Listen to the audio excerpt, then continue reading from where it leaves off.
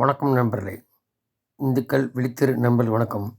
இந்த பப்ளிஷ் பார்க்குறவங்க சப்ஸ்கிரைப் பண்ணிங்க. ஃப்ரெண்ட்ஸ் ஷேர் பண்ணுங்கள். சேனல் சப்போர்ட் பண்ணுங்கள். மெம்பர்ஷிப் ஆகணும்னு நினச்சிங்கன்னா சப்ஸ்கிரைப் ஜாயின் பட்டன் இருக்குது. மெம்பர்ஷிப் ஆகிங்க. நன்றி. இப்போது அந்த பொன்முடி 3 ஆண்டு சிறை தண்டனை விதித்து நீதிபதி ஜெயச்சந்திரன் அவர்கள் எம்எல்ஏ கோர்ட்டு விசாரிக்கிறதுல தீர்ப்பு கொடுத்துருக்காரு. அப்புறம் 30 நாள் டைம் இருக்காங்க. 30 நாள் விசாரிக்கலாம், இன்னும் 1 வருஷம் 6 எத்தனை காலம் கழிச்சு விசாரி அத்தனை காலம். அதுபோய் ஒரு 6 வருஷம் இருக்க முடியாது. இவர் வயசு 73 அப்படிங்கிறார். இப்போவே கொடுத்தா 3 9 வருஷம், கிட்டத்தட்ட 10 வருஷம் ஆச்சு. இல்லை தள்ளி வந்து அதுக்கேற்ற மாதிரி மாறும்.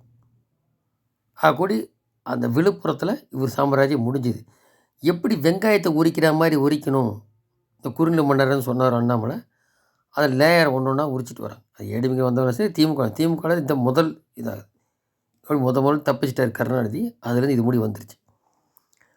ஸோ இந்த யாரும் யோக்கியவன் கிடையாது. இப்போ பத்திரிகையாளர் மணிங்கிறவர் டிஎம்கே ஓரியன்டாக பேசக்கூடியவர் அவரே சொல்கிறார், திமுகலாம் மாட்ட போகிறாங்க அப்படிங்கிறத அவர் உணர்ந்து சொல்ல ஆரம்பிச்சிட்டார். ஸோ பத்திரிகையாளர் சீனியர் திமுகவுக்கு சும்படிக்கிறவங்கலாம் மறைச்சி தொண்டரெல்லாம் மாற ஆரம்பிச்சிட்டாங்க எல்லாம். அதெல்லாம் இன்பில்ட்டு தெரியாது அப்போத்தில். ஆனால் அவங்க என்ன நினைப்பாங்க, கூட்டணி இல்லை டிஎம்கே தான் வரும்னா. இவ்வளோ பிரச்சனை நடந்திருக்கு வெள்ளங்களில், எங்கே போய் வரும்? அவ்வளோ சீட்டு வர முடியாது. சீட்டு மாறும், வரும். அது கூடி வருமா பார்ப்போம். வந்தால் வரலாம் மேபி கூட்டணி இன்டாக்ட். ஆனால் மக்கள் குதிச்சிருக்கான், அது கேள்விக்குறி. ஏடிங்க பிஜேபி சேரலன்ற கணக்கு சொல்கிறாங்க. அது நானாக புரிய போகுது. என்ன மொத்தத்தில் பிஜேபி போட்டு செதறும், அப்போ பிஜேபி சான்ஸ் வருதா, அதுதான் கணக்கு. சரி, அது பார்ப்போம். இங்கே அப்படி இருக்கும்போது இப்போது அந்த நீதிபதி ஆனந்த் வெங்கடேசி, இந்த எஸ்எஸ்ஆர் ராமச்சந்திரன், தங்கம் தென்னரசு, இந்த பொன்முடி உட்பட கேஸு விடுதலையான கேஸ் கிளம்பி எடுத்து அவர் தானே முன் வந்து விசாரிக்கும் போது அதுக்கு எதிராக சுப்ரீம் கோர்ட்டு போய் இவரே வாண்டடாக ஏறிட்டார் பொன்முடி. அதனால தான் இவ்வளோ சீக்கிரம். அப்புறம் அவர் வந்து உடனே அவரே சுப்ரீம் கோர்ட் நீதிபதி சந்திரசூட் அவரே இந்த மாதிரி நீதிபதி ஆனந்த வெங்கடேசன் பாராட்டினார். இந்த மாதிரிலாம் நீதிபதி. அப்புறம் என்னமோ அவர் தூக்கி மதுரையில் இருந்தார் ஹைகோர்ட்டில். இப்போ ஜனவரி 2க்கு அப்புறம் மறுபடியும் அவர் அந்த இடத்துக்கு வந்துட்டு நீதிபதி ஜெயச்சந்திரன் தீர்ப்பு கொடுத்தவர் மதுரைக்கு போகிறார். அந்த விடுமுறை மாதிரி ஏதாவது நாளுக்கு அப்புறம் திருப்பி இதை விசாரிக்க போகிறார். அப்படி போய் பொன்முடிக்கு ஏற்கனவே வழக்கு இருக்குது. இது போக அந்த தங்கம் தென்னரசு இந்த வழக்கெல்லாம் அவர் ஏற்கனவே தானாக முன் வந்தது இல்லையா. இன்னும் ஸ்பீடப் ஆகிருக்கு கேஸ். அது இப்போ கதிகளையும் போய் கிடக்கிறாங்க. திருப்பி அவர் மதுரைக்கு போனவர் நீதி ஆங்கடேசன் அவர்கள் அங்கேயே வரப்போகிறார், சென்னைக்கு அகேன் ஜனவரியில் 10 days ஆஃப்டர். அப்போ இந்த தங்கம் தென்னரசு, இந்த எஸ்எஸ்ஆர் ராமச்சந்திரன் ஆட்டவர் இதெல்லாம் வரப்போகுது அடுத்து. இதெல்லாம் ஒரே பேட்டர்ன் அங்கே விடுதலையான கிழமை நீதிமன்றத்தில்.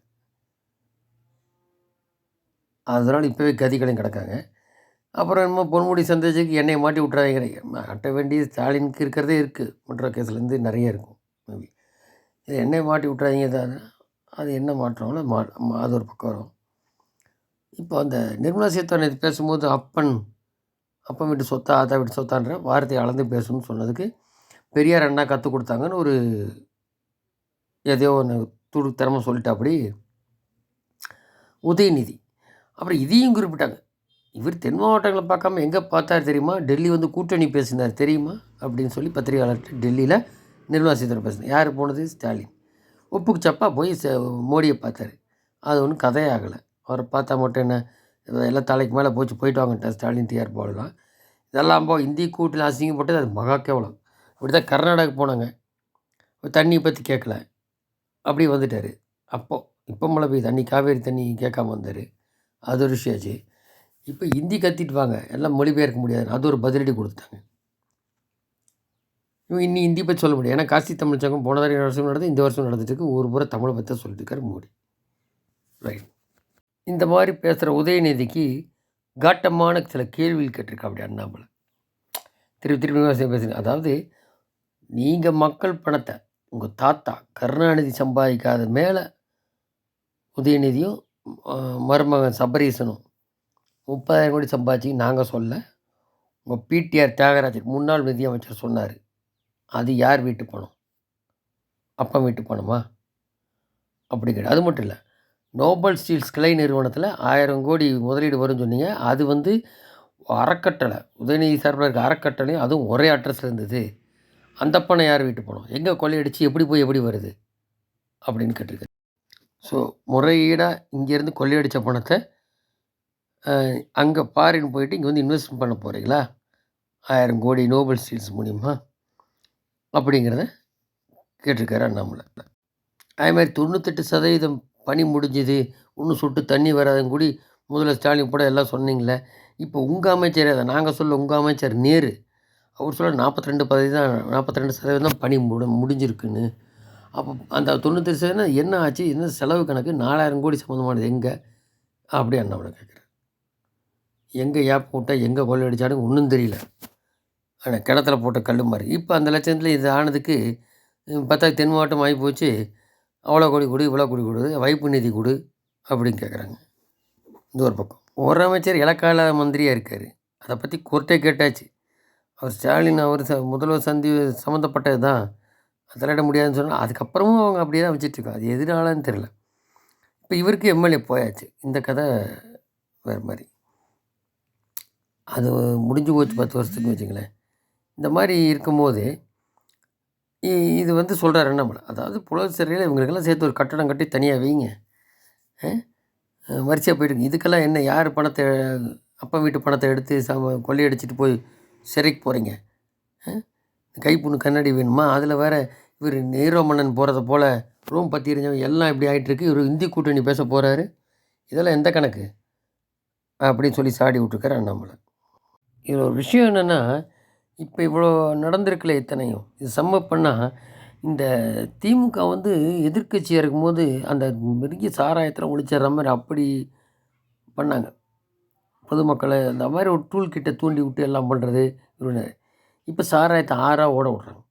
அப்போ இவங்க ஆளுங்க அப்போது எதிர்க்கட்சியாக இருக்கும் அவ்வளோ தூரம் இதெல்லாம் நிறைய கற்றுக்கணும். இது முக்கியமாக பிஜேபி கற்றுட்டு அந்த அளவுக்கு பண்ணணும். இதுக்கு இப்போ இது எவ்வளோ நல்லா பண்ணலாம். நல்லா லட்டு மாதிரி இந்த சென்னையிலையும் தென் மாவட்டத்துலேயும் வந்ததை செய்கிறாங்க, இல்லைன்னு சொல்ல. அது இன்னும் பரபரப்பாக மாவட்ட வாரியாக கொண்டு போனால் தான் செம்மட்டி எட்டி கொடுக்க முடியும்.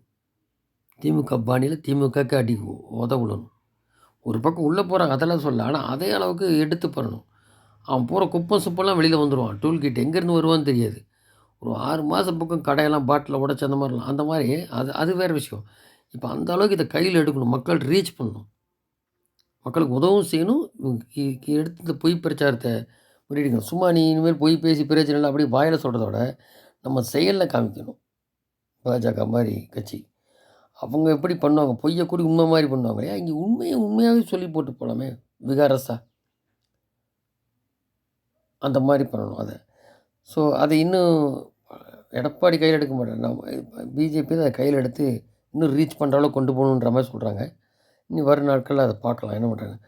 அட்லீஸ்ட் பாத யாத்திரையில் அவர் போய் பேசும்போது கூட அதை பேசலாம். சப்ஜெக்ட் அந்த மாவட்டத்துங்களே அதை பேசலாம். அப்போ தான் இவங்களுக்கெல்லாம் அந்த அவங்க பாணியிலேயே இது பண்ணுறது.